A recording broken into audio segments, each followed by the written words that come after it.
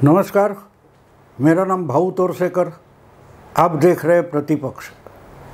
दोस्तों, आपको याद होगा 10 साल पहले की बात है, शायद 1-2 हफ्ते कम हो गए, लेकिन 2014 का जब लोकसभा चुनाव चल रहा था, उसके 4 या 5वें चरण का मतदान हो चुका था, वोटिंग हो चुका था। और उसके बाद फिर कुछ 100-125 सीटों का मतदान बाकी था। उस वक्त गुजरात के मुख्यमंत्री रहे नरेंद्र मोदी, जो प्रधानमंत्री की रेस में उतर चुके थे, उन्होंने छठे चरण का जब प्रचार चल रहा था, उसमें अचानक कहा था कि जो संकेत अभी तक आए हैं उससे तो ये पता चलता है कि माँ बेटे की सरकार तो चली गई। माँ बेटे की यानी सोनिया गांधी और राहुल गांधी की नियंत्रण में चलने वाली यूपीए की सरकार बहुमत खो बैठी है, ऐसा उनके कहने का मतलब था। माँ बेटे की सरकार तो चली गई, लेकिन अगर नई सरकार अच्छी और पूरी ताकत से चलानी है तो और थोड़ी ताकत लगानी पड़ेगी, पूरा बहुमत लाना पड़ेगा। ये छठे चरण का जो वोटिंग होना था, मतदान होना था, उसके पहले मोदी जी ने बताया था, और उसकी टैगलाइन ये थी कि बस इस बार कांग्रेस मुक्त भारत। 10 साल पहले के चुनाव में अप्रैल एंड की, शायद अप्रैल आखिर की बात है, मोदी जी ने बोला था कि इस चुनाव में हमें कांग्रेस मुक्त भारत करना है। उनको तो बहुमत मिल गया। मोदी जी 23 मई या 26 मई 2014 को देश के प्रधानमंत्री बन गए। उसके बाद उन्होंने भारत या कांग्रेस मुक्त भारत की घोषणा कभी नहीं की, ना वो शब्दों का उच्चारण भी किया। लेकिन मानो उसके बाद कांग्रेस के सबसे बड़े नेता रहे राहुल गांधी ने वो घोषणा अपना एजेंडा बना ली। पिछले 10 साल की राजनीति हम देखते तो मोदी की सरकार, मोदी का काम अलग रखिए, और मोदी के विरोध में जो राजनीति चल रही है, जिसका नेतृत्व लगातार 10 साल से राहुल गांधी ही कर रहे, लगातार हार रहे, और उसमें ज़्यादा से ज़्यादा कांग्रेस पार्टी का ही नुकसान हुआ है। ये जब घटनाक्रम, टाइमलाइन हम देखते हैं तो ऐसा लगता है कि राहुल गांधी कांग्रेस का खात्मा करने पर ही तुले हुए। मोदी ने तो एक स्लोगन दी थी 10 साल पहले, लेकिन उसको सच्चाई में लाने की पूरी कोशिश राहुल गांधी पिछले 10 साल से लगातार कर रहे हैं कि कैसे जगह जगह पर कांग्रेस की हार हो जाए, कांग्रेस का नुकसान हो जाए। तो ये जब देखते तो मुझे अभी ऐसा लगता है कि राहुल गांधी सचमुच में कांग्रेस ख़त्म करना चाहते, कांग्रेस मार देना चाहते। वैसे देखो तो 5 साल पहले जब 2019 की लोकसभा का चुनाव ख़त्म हुआ था और 23 मई 2019 को उसकी मतगणना हुई थी, और आहिस्ता आहिस्ता करके नतीजे सामने आ गए थे। उस वक्त एक स्वयंभू सेफोलॉजिस्ट, स्वयंभू किसान, स्वयंभू समाज सेवी, अलग अलग, योगेंद्र यादव जो है, उन्होंने एक सेमिनार में कहा था कांग्रेस मस्ट डाई, कांग्रेस को मर जाना चाहिए। किसने कहा था? योगेंद्र यादव ने, जो आज राहुल गांधी के बगल में खड़े रहते, बगल में बैठते हैं, और पूरी पदयात्रा में कन्याकुमारी से कश्मीर हो, मणिपुर से मुंबई हो, उनके बगल में खड़े रहने वाले व्यक्ति का नाम योगेंद्र यादव है, जिन्होंने 5 साल पहले घोषणा की थी कि कांग्रेस को मर जाना चाहिए। मोदी जी को हराना है, मोदी जी के खिलाफ अगर राजनीति करनी है तो उसमें सबसे बड़ा अड़ंगा कांग्रेस है, और इसलिए कांग्रेस को मरना चाहिए, और कांग्रेस मर जाएगी तो ही हम बीजेपी से सीधे सीधे लड़ाई कर सकते हैं, टक्कर ले सकते हैं। लेकिन वही योगेंद्र यादव आज राहुल गांधी के बगल में खड़े होते, राहुल गांधी उनके बड़े चहेते हो गए। तो बात साफ होती है, राहुल गांधी जिस इंसान को अपने साथ लेकर पदयात्रा निकालते, उनका एजेंडा योगेंद्र यादव का बन जाता है। योगेंद्र यादव बोलते कि कांग्रेस मरनी चाहिए, कांग्रेस मस्ट डाई। ये 2019 के चुनाव के बाद उन्होंने बोला था, और उनको अगर राहुल गांधी कांग्रेस का रिसरेक्ट करने के लिए, पुनरुज्जीवन करने के लिए साथ में लेते, तो बात साफ साफ है कि राहुल गांधी लगातार कांग्रेस का खात्मा करने पर लगे हुए हैं, जुटे हुए। लेकिन एक बात बताना ज़रूरी है, सामने वाली पार्टी हो, आपकी विरोधी पार्टी हो, आपकी दुश्मन पार्टी हो, कोई भी आपका खात्मा नहीं कर सकता। आपका नुकसान कर सकता है, लेकिन आपका खात्मा नहीं कर सकता। कोई भी पॉलिटिकल पार्टी इंसान नहीं है, वो इंसानों का एक मेला है, एक संगठन है।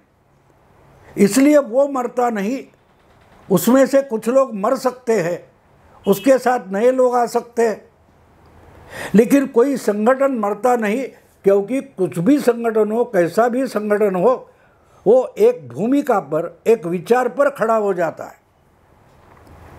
बीजेपी हो, आरएसएस हो, एक विचार पर खड़े हुए हैं। बिल्कुल कांग्रेस की बात भी वैसी है कि कांग्रेस एक विचार है, एक भूमिका है, एक कल्पना है, और कल्पना कभी मरती नहीं।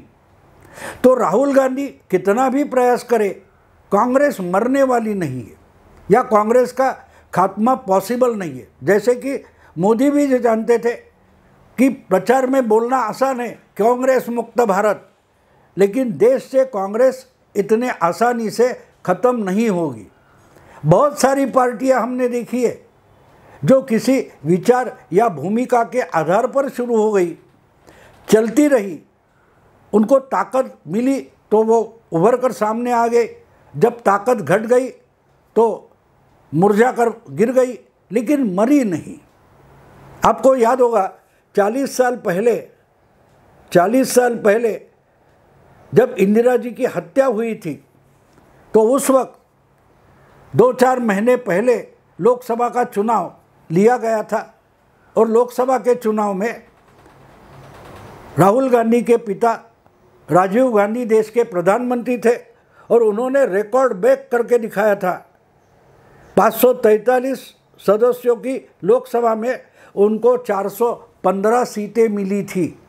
कांग्रेस ने 415 सीटें जीती थी, लेकिन वो रिकॉर्ड जितना है उतना ही बुरा रिकॉर्ड विरोधी दलों का भी था। विरोधी दलों में उस वक्त लोकदल हुआ करता था, चरण सिंह जिसके नेता थे, वाजपेयी अडवाणी मिलकर बीजेपी हुआ करती थी, ज्योति बसु थे लेफ्ट फ्रंट के, बहुत सारे नेता थे, लेकिन उनकी भी पार्टियां उस चुनाव में बुरी तरह से हार गई थी। बीजेपी जैसी एक राष्ट्रीय पार्टी जो 10-12 राज्यों में उस वक्त भी थी और तगड़ी थी, उसका संगठन था, कम से कम 4-6 राज्यों में बीजेपी का उस वक्त भी अच्छा तगड़ा संगठन था, लेकिन सिर्फ 2 एमपी लोकसभा में बीजेपी के चुनकर आए थे। 40 साल पहले की बात है।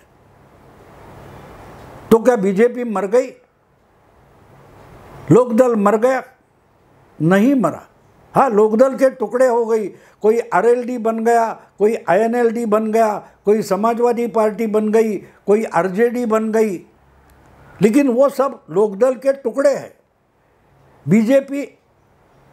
बीजेपी जो थी वो 2 एमपी चुनकर लाई थी और उसके बाद आहिस्ते आहिस्ते उसने अपने को संवरने की कोशिश की, और वही बीजेपी पिछले 2 चुनाव लगातार लोकसभा में बहुमत ला रही है, और 415 का पल्ला पार करने वाला कांग्रेस 44 और 52 पर अटकी हुई है, लेकिन मरी नहीं है।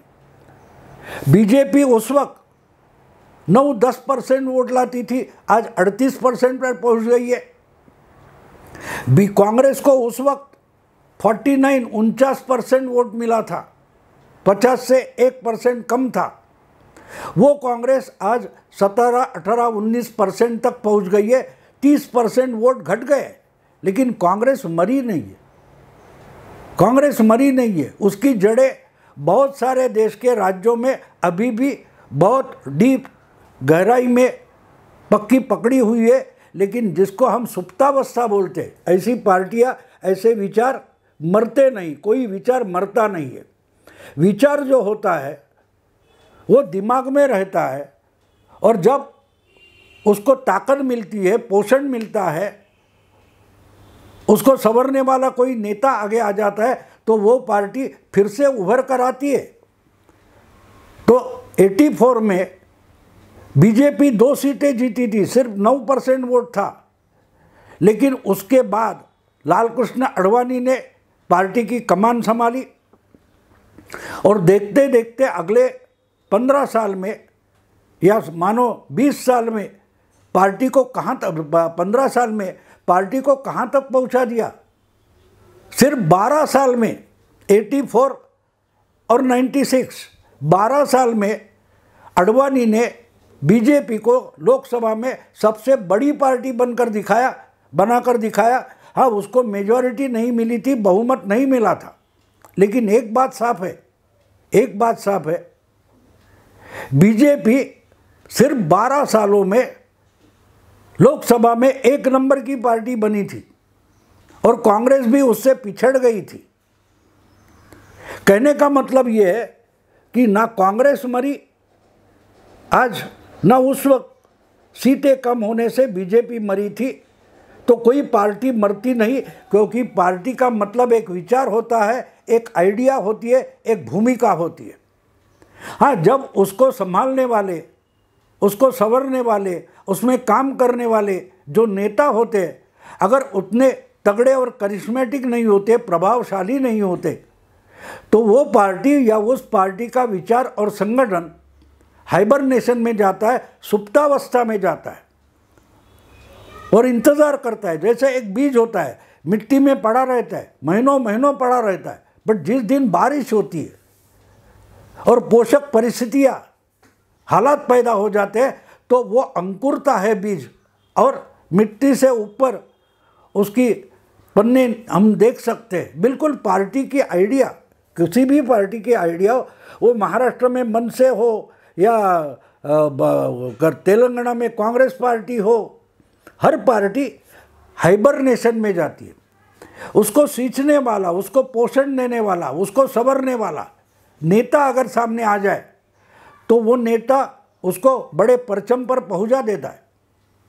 अब देखिए, आडवाणी जी ने 2 MP वाली पार्टी 182 तक पहुंचाई थी, 180 तक पहुंचाई थी, लेकिन उसके बाद बीजेपी मानो वहीं रुक गई।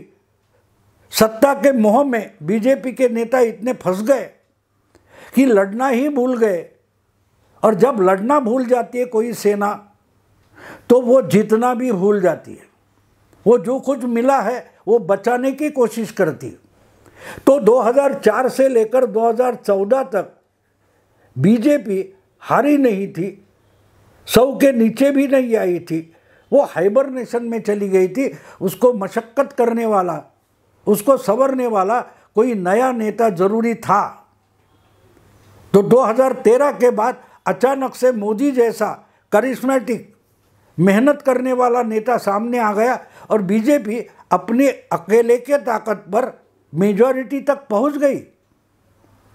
तो 40 साल पहले राहुल गांधी के पिता बोले थे, अरे ये तो 2 या 3 बज गए।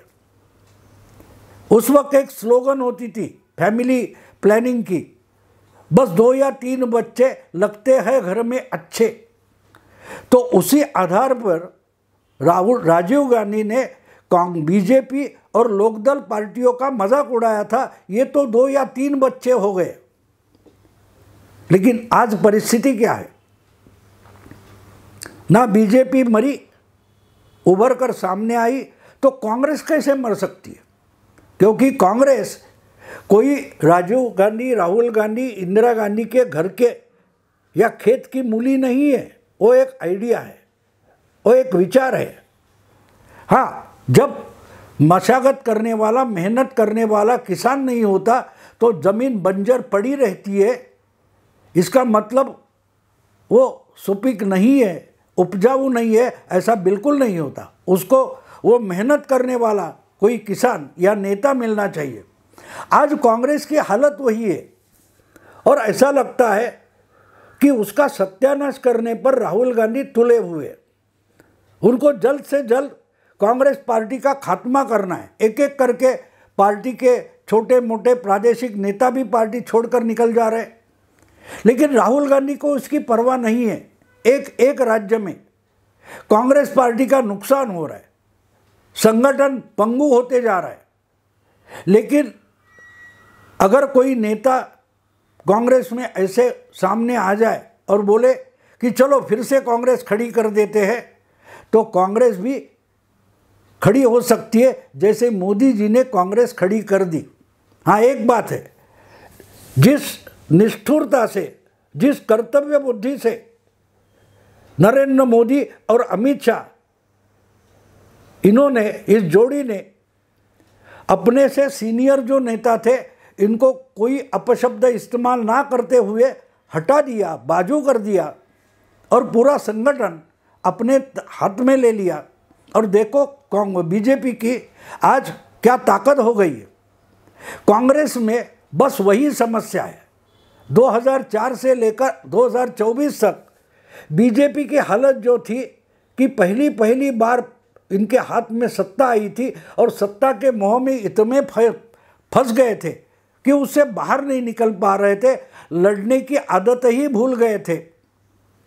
और इसलिए 2009 हो, 2004 हो, चुनाव लड़ने से ज़्यादा अपने करिश्मा, अपनी लोकप्रियता पर लोगों को जुटाना चाहते थे।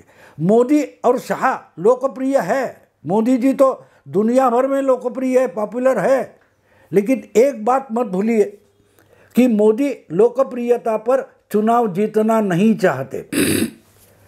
हमारी लोकप्रियता कितनी भी हो, उसका फायदा पार्टी को मिलना चाहिए, लेकिन पार्टी को फायदा मिलना चाहिए तो पॉपुलैरिटी का फायदा बोनस होता है और मेहनत ये असली कमाई होती है। मोदी और शाह की जो रणनीति है वो हमें समझनी पड़ेगी। मोदी और शाह पॉपुलैरिटी से चुनाव नहीं जीतना चाहते, वो जानते हैं पॉपुलैरिटी से बोनस मिलता है, कमाई नहीं होती, वेतन नहीं मिलता। तो मेहनत करने वाला नेता अगर किसी भी पार्टी को मिल जाए तो वो पार्टी उभर कर बड़ी बन जाती है। तो कांग्रेस भी वैसी है। कांग्रेस की जड़ें देश के कम से कम 20-25 राज्यों में अभी भी बड़ी गहराई में पहुंची हुई है।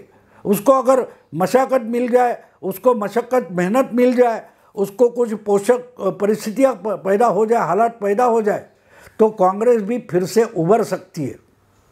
और देश में अगर डेमोक्रेसी अच्छी चलनी चाहिए और लगातार चलनी चाहिए, तो उसके लिए जितना तगड़ा सत्ताधारी पक्ष होना चाहिए, उतना ही तगड़ा विरोधी दल भी होना चाहिए। अगर कांग्रेस के पास ये पोटेंशियल है, लेकिन उसके लिए मशागत करने वाला, मेहनत करने वाला नेता नहीं है, तो यही परिस्थितियाँ अगले 3-4 चुनाव चलती रहेगी।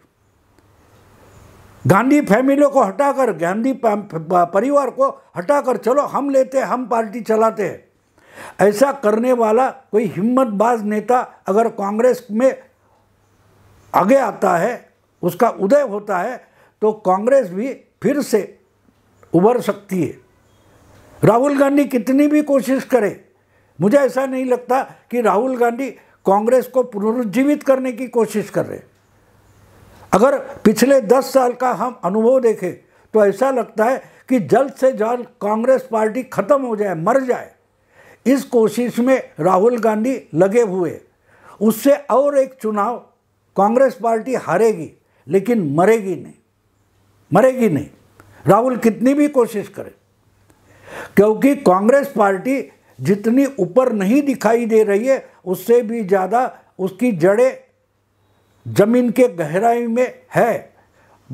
अगर आज भी 16-18% वोट कांग्रेस को मिलता है तो ये बड़ा ग्राउंड है जिस पर से फिर से पार्टी बड़ी होकर खड़ी हो सकती है। देखते हैं दोस्तों क्या होता है। लेकिन राहुल ये नहीं कर सकते, गांधी परिवार नहीं कर सकता। गांधी परिवार की छाया से कांग्रेस पार्टी को और कांग्रेस के छोटे मोटे नेताओं को बाहर निकलना पड़ेगा, स्वयंभू होकर खड़ा होना पड़ेगा और उसके बाद ही कांग्रेस पार्टी सर्वाइव हो सकती है, रिवाइव हो सकती है, उसका पुनरुज्जीवन हो सकता है। दोस्तों, अगर ये वीडियो पसंद है तो लाइक कीजिए, शेयर कीजिए, सब्सक्राइब कीजिए। नमस्कार।